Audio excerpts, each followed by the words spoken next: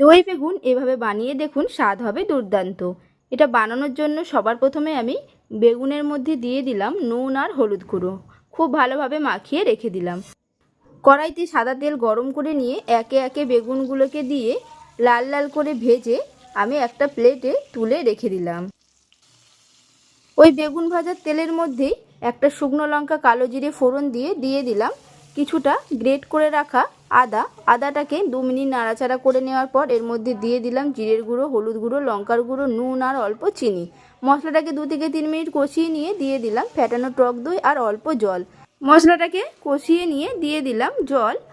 জলটা যখন ফুটে উঠবে তখন আমি এর মধ্যে দিয়ে দিলাম ভেজে রাখা বেগুনগুলোকে। মিশিয়ে নিয়ে ঢাকনা আটকে হতে দিলাম 5 থেকে 6 মিনিটের জন্য মিডিয়াম আছে। 6 মিনিট পর ঢাকনা খুলে কিছুটা ধনেপাতা কুচি দিয়ে নাড়াচাড়া করলেই রেডি হয়ে গেল দই বেগুন।